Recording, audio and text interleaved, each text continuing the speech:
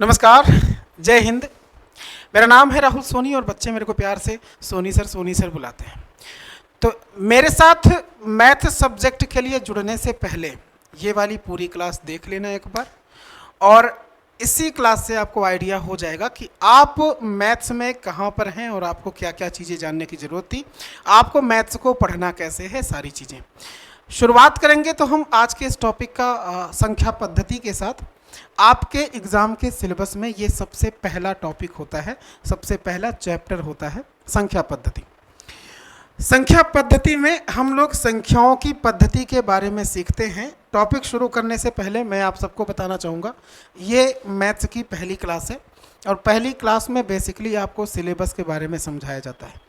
पर जो मैं मैथ्स पढ़ा रहा हूँ आपको, ये कई सारे एग्ज़ाम्स को कवर करेगा, इसलिए किसी एक खास एग्ज़ाम को लेकर के हम ये वाली क्लास आपको नहीं दे रहे।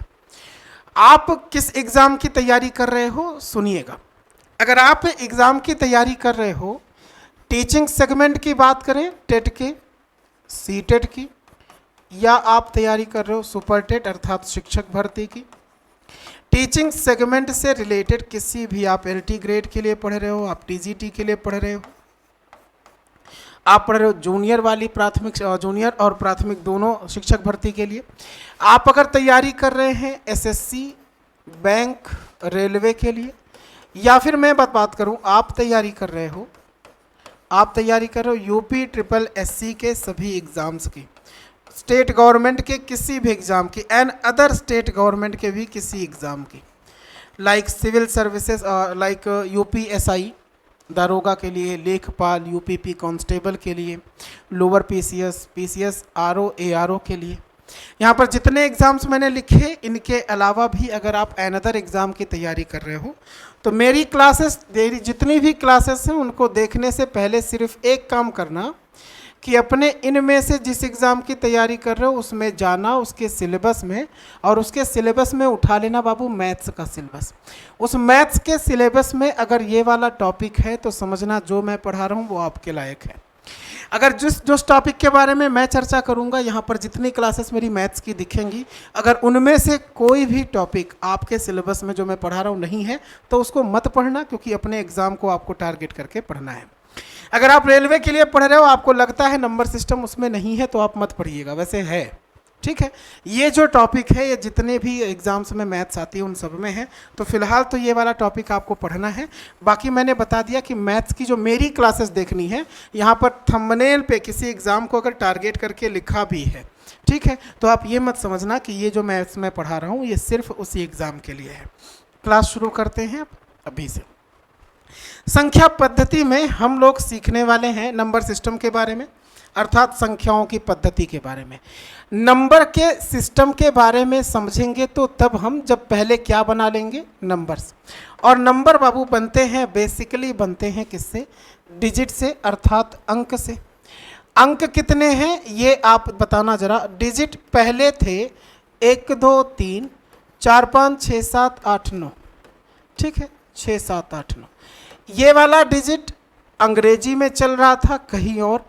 शुरू कहाँ से हुई मैथ्स में, इन अंकों की शुरुआत कहाँ से हुई नहीं पता, लिखित रूप में प्राप्त नहीं है।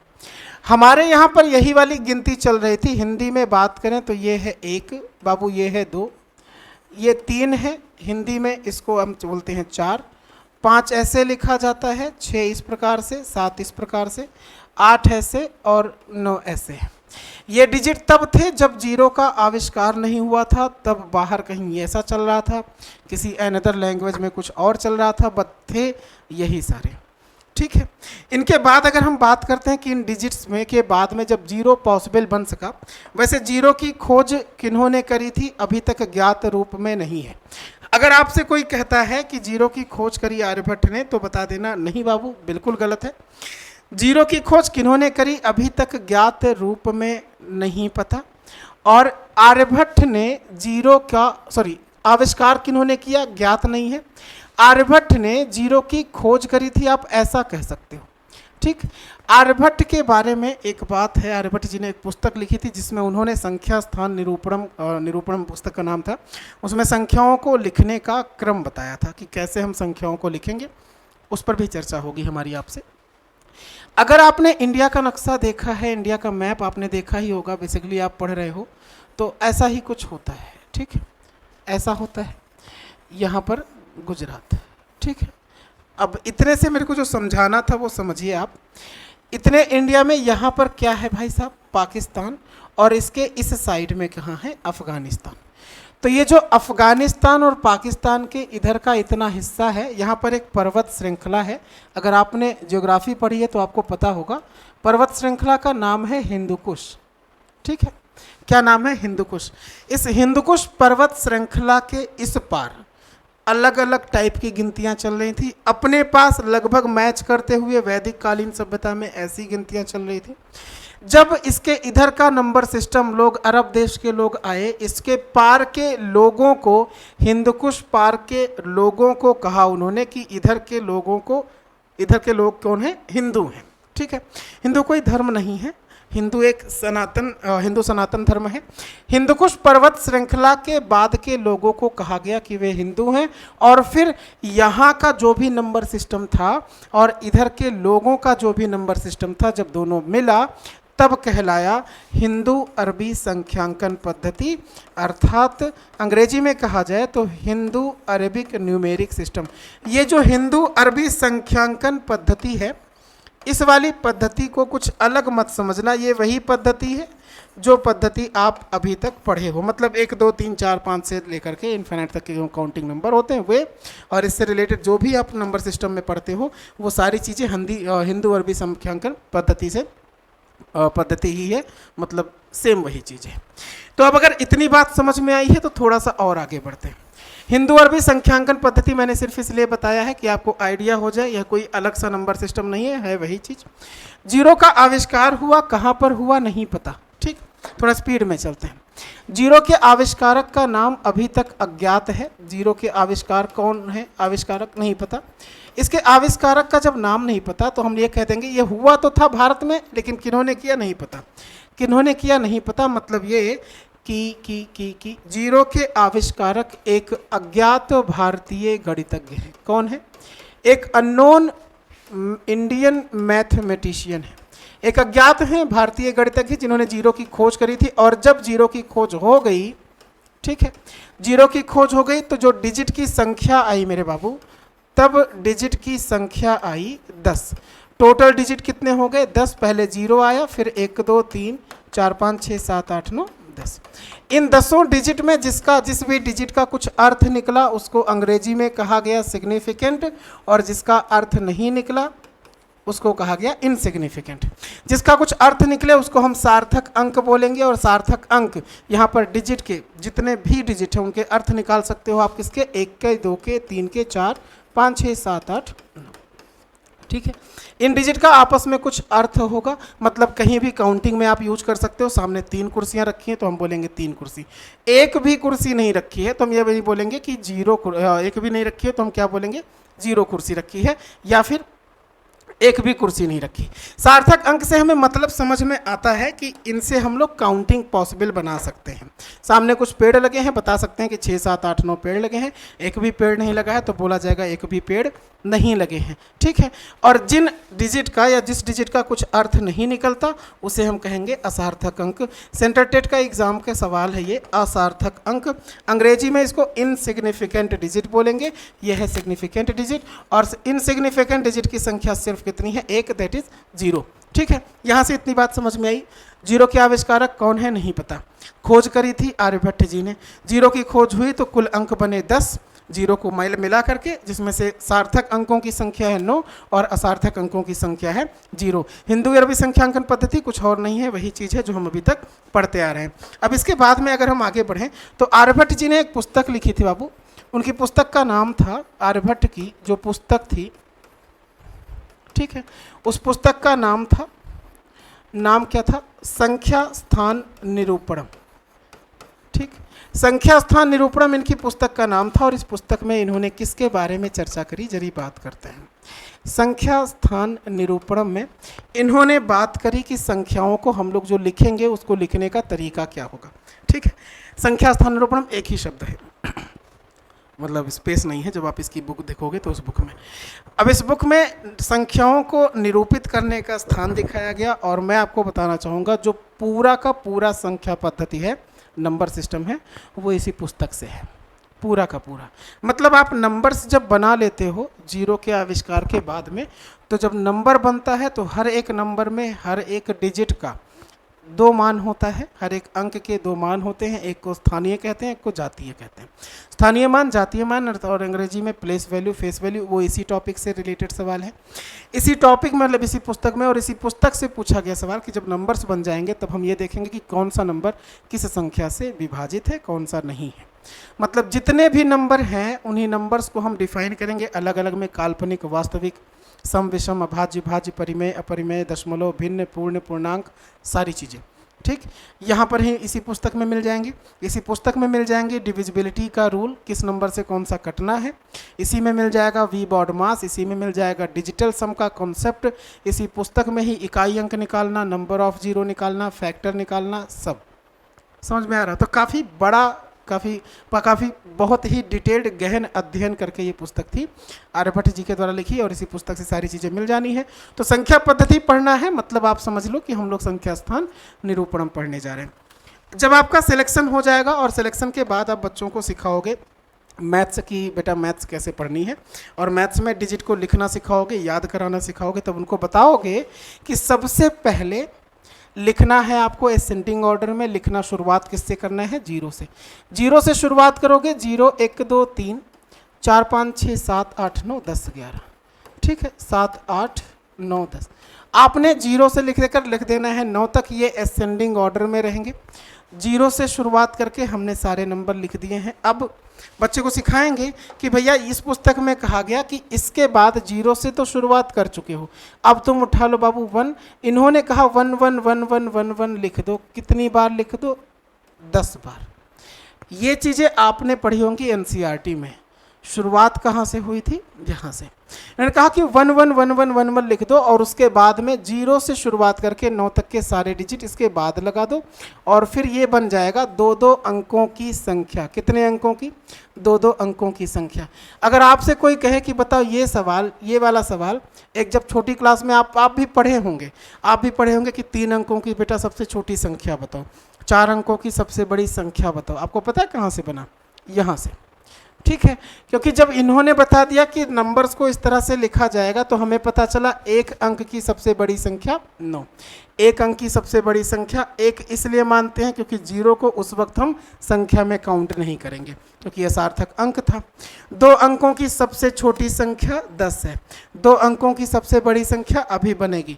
3 अंकों की क्या बनेंगी? 4 अंकों की बनेंगी। समझ में आ रहा? तो ये हम छोटे बच्चों को भी सिखाएंगे। जब एक की बारी समाप्त हुई ना, तो अब 2-2 उठाओगे और 2 को भी लिख दोगे। कितनी बार?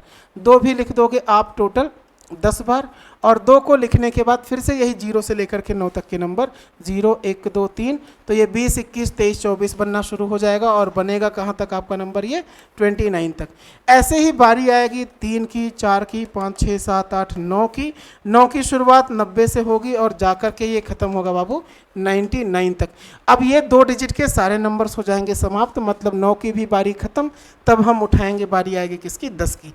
और ऐसे ही 10 को जब लिखोगे ना, तो 10 को हम लिखेंगे कितनी बार बाबू? 10 बार। और 10 बार लिखने के बाद फिर से वही यहाँ से 0 से लेकर के 9 तक के नंबर लिख देंगे। 0 लगाओगे, 1 लगाओगे, 2 3 4 5 लगाओगे। समझ में आ रहा? और इतने नंबर्स को लिखने के बाद फिर हम नंबर बना देंगे। यहाँ से बनना शुरू हो जाएगा 3 डिजिट का नंबर। तो जब पूछा जाए 3 अंकों की सबसे छोटी संख्या है 100, 3 अंकों की सबसे बड़ी फिर निकालेंगे 999। सारी बातें समझ में आई? अब इस पुस्तक से इतनी ही कंटेंट एक तो ये निकल के आते थे, और इसके अलावा जो सवाल आपसे पूछा जाता है 2 टाइप का क्वेश्चन, उन दोनों टाइप के सवालों पर चर्चा करते हैं। देखो भाई, पहले टाइप का सवाल तो आपसे ये पूछा जाना है कि आप ये बता दो 1 से लेकर के 100 तक, या फिर कहा जाएगा हिंदू अरबी संख्यांकन पद्धति में। अगर आपने प्रीवियस ईयर एग्जाम का सवाल देखा है तो ये सवाल आपको मिलेगा, हिंदू अरबी संख्यांकन पद्धति। हिंदू अरबी संख्यांकन पद्धति में हिंदू अरबी संख्यांकन पद्धति में एक अंक की कुल कितनी संख्याएं हैं? एक अंक की कुल कितनी संख्याएं हैं? तो हिंदू अरबी संख्यांकन पद्धति में बाबू एक डिजिट के टोटल नंबर हैं 9, ना कि 10, क्योंकि मैंने आपसे बताया कि इस जीरो को संख्या में नहीं काउंट करेंगे उस समय जब हम गिनती लिख रहे होंगे, ठीक है, गिनती में नहीं काउंट करेंगे, क्योंकि जीरो से काउंटिंग नहीं होती और जिनसे काउंटिंग नहीं होती वो प्राकृतिक नहीं होती, उनको हम यहाँ पर काउंटिंग में नहीं लाएंगे। जीरो नहीं है मतलब एक अंक की कुल संख्या 9 है। यहीं पर एक कॉन्सेप्ट बनेगा, दो अंकों की कुल संख्या बताओ, total number of 2 digits is, 2 अंकों की कुल संख्या बताइए। 2 डिजिट का नंबर शुरू हुआ है 10 से, जाओगे कहाँ तक, 99 पर तक। तो एक कॉन्सेप्ट ये है जल्दी लगाने का। जब कभी ऐसा सवाल आए ना तो आप देखो 1 से लेकर जहाँ तक जाओगे वहाँ तक में कुल नंबर उतने ही होंगे। तो अगर हम कहते हैं 1 से लेकर के 2 अंकों की सबसे बड़ी संख्या कितनी, 99, 1 से हम 99 तक जाएंगे तो हमें टोटल नंबर कितना मिलेगा बाबू, 99। अच्छा, हमको शुरुआत कहाँ से करनी थी, 2 अंकों की संख्या शुरू होती है 10 से, तो 10 से गिनना था ना। हमने 1 से लेकर के 9 तक को तो फर्जी गिन लिया, 1 से 9 तक में टोटल 9 नंबर है, घटा दो, आंसर कितना आएगा, 90। मतलब 2 अंकों की कुल संख्याएं कितनी है, 90। और यहाँ ऐसे जोड़ोगे भी ना 10 से लेकर के वहाँ तक तो भी कितना आएगा, 90। अगर हमसे पूछा जाता है सवाल 3 डिजिट्स के टोटल नंबर बताओ, total number of 3 digits is, so total number बनेगा 3 डिजिट का 900, इसलिए क्योंकि 1 से लेकर के 999 तक में 3 डिजिट का नंबर मिलेगा। 1 से लेकर 999 तक में कुल नंबर कितने हैं, 999, 999। फिर देखा कि अरे हमने 1 से लेकर के 99 तो फर्जी गिना है, क्योंकि गिनना किससे था, 100 से, सबसे छोटी संख्या से, है कि नहीं। 100 से गिनना था, 99 तक को घटाओगे, जैसे ही 99 घटाओगे आपके पास में आंसर आ जाएगा आपका यहाँ पर 900। सो 3 डिजिट्स के टोटल नंबर हो जाएंगे 900। और यही सवाल, यही प्रोसेस बनेगा आपका पूरे टाइप का। मतलब अगर हमसे पूछा जाता है 4 अंकों की कुल संख्या बताइए प्लीज़, तो हम कह देंगे 9000 होगा। 5 अंकों की कुल संख्या बताइए, तो आप क्या बता दोगे, तो आप बता दोगे 90,000 हो जाएगा। इससे एक सवाल आया था एसएससी में कि 100 अंकों की कुल संख्या बताइए, total number of 100 digits is, 4 option थे। उस सवाल को भी हम लोग करेंगे। बढ़िया, जो मैंने समझाने की कोशिश करी ना यहाँ पर, ये सवाल किससे था, संख्या स्थान निरूपणम से, ठीक। और उसी पुस्तक से एक टाइप का ये भी सवाल था कि अगर 1 से लेकर अभी मैंने आपको नंबर्स नहीं सिखाए, मैंने आज की क्लास में सिर्फ आपको डिजिट के बारे में बताया है, केवल अंक पर पूरी क्लास ओवर हो रही है। अगली जो क्लास होगी ना उसमें आप सीखेंगे नंबर्स। बड़ा टॉपिक है, अच्छे से पढ़ लो, एक ही बार पढ़ना है, बार बार नहीं। नोट्स जो मैं बता रहा हूँ ना, इसको बनाते चलिए, यकीन मानिए बहुत प्रॉफिट मिलेगा, बशर्ते आप बस रेगुलर रहिए मेरे साथ। 1 से लेकर के मैं अगर आपसे बोलूँ ना कि 100 तक में 1 से लेकर 100 तक में, 100 तक में जो जीरो है ना ये कितनी बार आएगा, तो ये चीज़ तो यहीं पर पता है। 1 से लेकर के 100 तक जाओगे, सबसे पहले जीरो आएगा 10 में, 1 से लेकर कह रहा था 10, 20, 30, 40, 50, 60, 80, 90, ऐसे आप जोड़ोगे, इसमें 40 में, 50 में, 60 में, 70 में, फिर 80 में, जोड़ो 1, 2, 3, 4, 5, 6, 7, 8, 9 और 100 में 2 बार जीरो थे, इसलिए तो जीरो जो है ये बराबर आएगा 11 बार आएगा, ठीक है। ऐसे ही 1 गिनोगे तो 1 टोटल आएगा आपके पास में 21 बार। इसको छोड़ने के बाद ये लिख लीजिएगा, इसको छोड़ दें तो जो रिमेनिंग डिजिट हैं, शेष डिजिट हैं, जैसे 2, 3, 4, 5, 6, 7, 8, 9, 10, ये जो डिजिट हैं ये सब के सब 20 टाइम्स आते हैं, मतलब 20 बार आते हैं, ठीक है।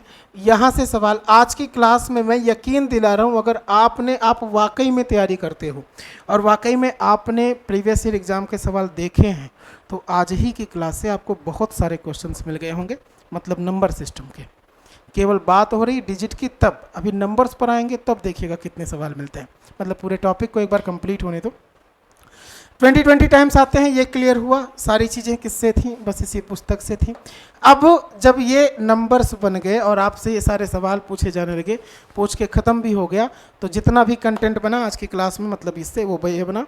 आर्यभट्ट जी ने जीरो की खोज करी थी, एक पुस्तक लिखा था संख्या स्थान निरूपणम। दूसरी चीज़ क्या है कि नंबर्स शुरुआत होते हैं डिजिट से। डिजिट पहले 1 से 9 थे जब तक जीरो का आविष्कार नहीं हुआ। हिंदू अरबी संख्यांकन पद्धति वही पद्धति है जो हम लोग पढ़ते हैं।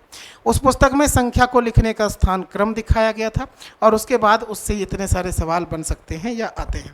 दूसरी चीज़ मैं फिर से बताने की कोशिश कर रहा हूँ, ये वाली क्लास जो है इसलिए छोटी है क्योंकि मुझे आपको इंट्रोड्यूस करवाना था मैथ्स से और अपने एग्ज़ाम को लेकर के आप कैसे पढ़ोगे उस चीज़ से। डेली मैं आपको बता दूं, डेली यहाँ पर आपको प्रतिदिन डेली नाइट में आपको यहाँ पर क्लास मिलेगी।